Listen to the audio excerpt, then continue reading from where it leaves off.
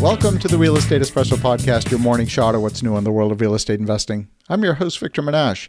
This is the weekend edition where we interview notable people from the world of real estate investing. Today is no exception. We have a great guest all the way from Tampa, Florida. Welcome to the show, Daniel Apke. Victor, very excited to be here. Thanks for having me. Great to have you here. Now, Daniel, you've been at this game a while and you're involved in multiple different asset classes. And I know we're going to talk about land today, which is near and dear to my heart. Before we do, why don't you give a little bit of your backstory and how you got to this point in your journey? Yeah, so I actually originally started right after college. I went to Ohio University in Athens, Ohio. I started purchasing real estate rentals. I started with a commercial salon property. I really started having a passion for real estate.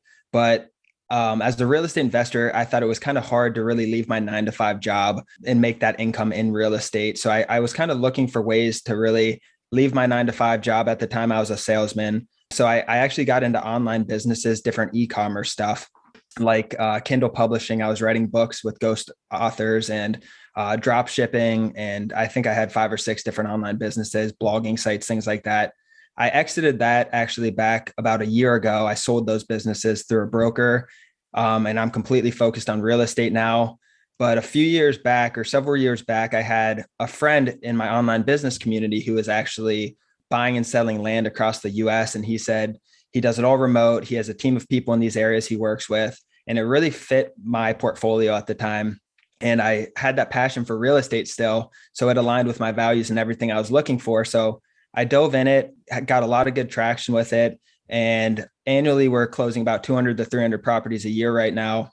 So we're buying and selling all over the US, primarily in about 4 or 5 different states, but we're growing as well. And then after that, I had a bunch of friends. Obviously, when they see something successful is going on, they start asking friends and family, can you teach us how to do this? And then due to that, we started our land investing education course. And that's where I'm at today. Fabulous. So when we talk about land, there's so many different plays, and we're major land developers as well. And in our view, there's 2 ways to make, well, maybe more than 2 ways, but the 2 principal ways to make money with land from a development standpoint is to take raw land and carve it up, get it entitled and create a multiplier that way. Or you take land in a dense urban environment that's already been carved up and you assemble it back together. And then the third is simply just buy low, sell high, where you're simply trying to buy at a little bit of a discount to the market or even a steep discount to the market and make an arbitrage on those two, on the difference between the buy and the sale, not necessarily creating any value per se. What's been your approach? Our approach is buying and selling for more than what we bought it for, obviously. And we do some land improvements and subdividing, and we get into some infill lots and improve the land a little bit. But I'd say about 70% is just buying the land as is, putting it on the market the day we close and reselling for more. And the reason for that is because there are so many landowners in the United States who have land and they don't want it. They're paying taxes on it. They inherited the property. They live in New York. The land's in Georgia, outside Atlanta. It's just the list goes on. So that's our bread and butter, but we do definitely develop and improve land as well. Very interesting. So I know that in the case of our business, we really don't go hunting for deals. You're scouring the landscape literally for properties that are just lying in disuse that are maybe not wanted. How do you do that? What's the approach? So we pull thousands of records data in specific counties that we're interested in. So say we want to attack the Atlanta, Georgia market. We typically go 1 or 2 removed from cities we like, 1 or 2 counties removed, I mean. And say we're in Monroe County, Georgia, we'll go and pull records from Monroe County, Georgia, from whatever our data shows. So maybe it's 1 to 10 acres or 10 to 300 acres, whatever we're targeting that area. And we'll pull all the raw land in that area into an Excel sheet. And then based on that and the data we have, we price it accordingly to what we think it's worth. And then we'll take a percentage of what we think we can resell it for and then send the mail out that way. And we're usually sending out 10 to 30,000 a month. We're averaging about 20,000 a month. A lot of people do it a lot less than that. A lot of people do it a lot more, but that's how it works.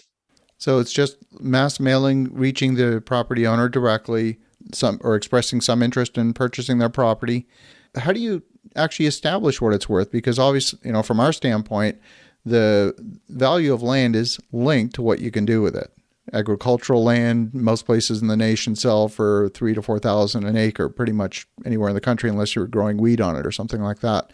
If you're talking about development land, it's a significant multiplier above that. And depending on what that future use is of the land, really determines the value. So you really have to become almost an expert in the local zoning code to determine the value. Exactly. And it's a lot of trial and error. I mean, we didn't get a property for the first 3 or 4 months we've done this. Pricing's definitely the biggest learning curve there is, but once you get it, it becomes easier and easier. We scrape a lot of the webs for comps, and then we pull all the comps into spreadsheets and run a bunch of different analysis. And then from there, it goes over to what we call our test for reason guy. And they look at it, they'll take specific properties and say, hey, if we get this property back, do we want it at this price? And they'll go through, take 10 to 20 of those, and then kick it back to the pricing person if they think it needs adjustments. It's really a trial and error thing. It's not easy to do, but there's enough comps and enough ways to really get a good idea of what you think it's worth. But we're not perfect. We send out mail way too high sometimes, and we send it out way too low sometimes. So it's really just, we'll resend areas based on the feedback we get back as well. Very interesting. So when you're sending that expression of interest, what does that look like? You're waiting for them to call you back. How does that work? So once we send it out, it takes about 2 weeks. We have, so we put our phone number, email address, all that stuff. We want the most amount of ways people to contact us. And I don't know if I mentioned this. So the first page just describes what we do. And the second page is the actual legal agreement.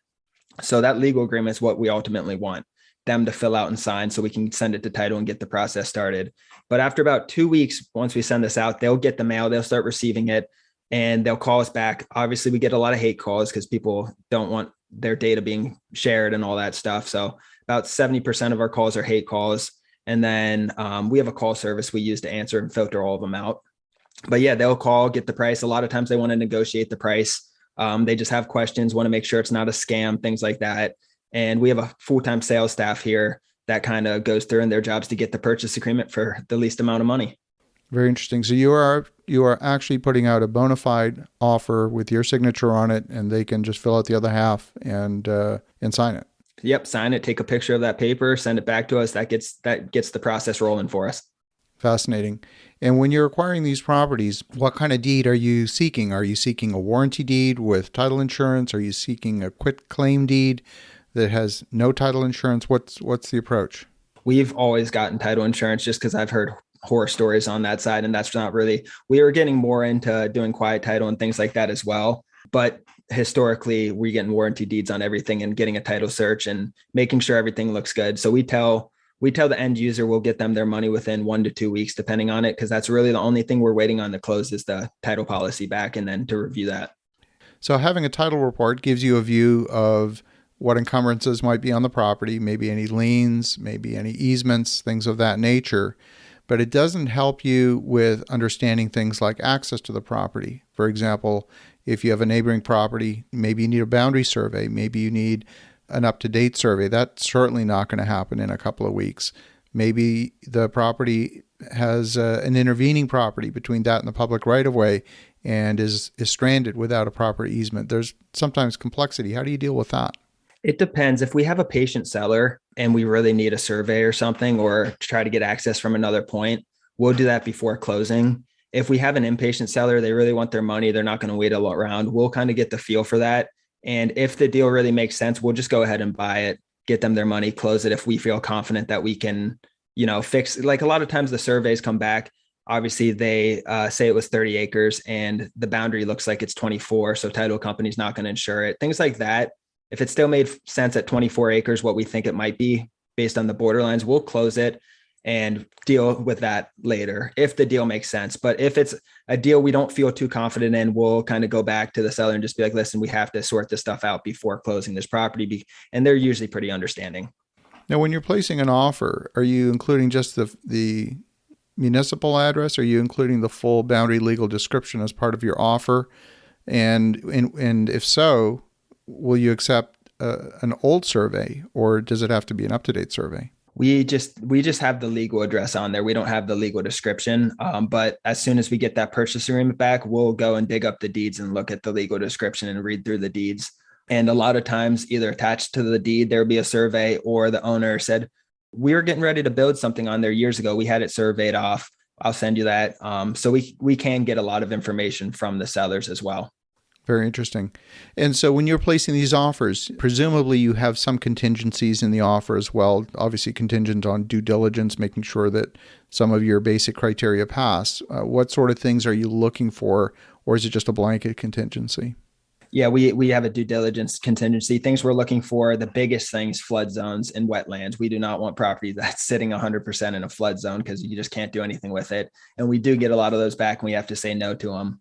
I'd say that's the biggest thing. Another thing is zoning, making sure we can do something on that property. Sometimes there's, different things. You can't even put a structure on that property. So that would make it pretty much worthless to us unless it was agricultural land, of course. And then just basic utility stuff. It's really basic due diligence. It's not like I'm inspecting a structure. It's just really make sure we can do what we want to do with that property legally. Fascinating. Now, often land comes with structures on it, and the seller has some notion that land with a structure on it is worth more than the land, and you're just buying it for the land. How do you deal with that?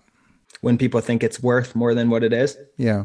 That's everyone calls us and thinks that their land's, the best thing out there. You know how that is. Sure. Honestly, we have an offer on the table. It's kind of like we send enough mail out, accept it or decline, or give us a number that you want. We'll look at it. We don't spend too much time going, if someone wants way more money than we offered, we just won't really waste our time on that just because we have so many offers out there and we're getting so many deals back that we sent them an offer. This is what we're doing. We can close in 2 weeks. Do you want it or not? And if you don't want it, what's the price you do want it at? And we'll look at it type of approach. So you really are developing a deep expertise as if you were local or hyper-local in the market. A lot of folks that I've seen with land plays doing mass mailings don't really bother to become experts in the local area. And I've often questioned the wisdom of that because land is complex. And I've always believed that to truly understand the value of land, you really need to dig into those details, which requires rolling up your sleeves and developing that expertise on a local county by county basis. Right. And one of our approaches to that is, like I said, we remail areas because the more deals we get back, the more we know what's going on in those specific areas. So we love to remail. And also we use realtors on the sell side. And then if I use a realtor 10 times for 10 different properties on the sell side, now I have the power to go back to him on the buy side and say, hey, Lee, what do you think of this property? Give him the information and he'll stop by the property for me. So we build up those kind of relationships to really understand the markets. Realtors are really big in our business. That's the approach we've taken because I think we can get so much inside information from those realtors. That makes a lot of sense. Well, Daniel, if folks want to connect, if they want to learn more, what's the best way? If you want to learn more, go to landinvestingonline.com. Or if you just have any general questions, reach out to me directly. It's Daniel at landinvestingonline.com, and I'll get back with you with any questions you have. Fabulous. Well, love the insight, love what you're doing. And for the listeners at home, definitely reach out to Daniel at landinvestingonline.com. The links will be in the show notes. And in the meantime, have an awesome rest of your weekend. Go make some great things happen. And we'll talk to you again tomorrow.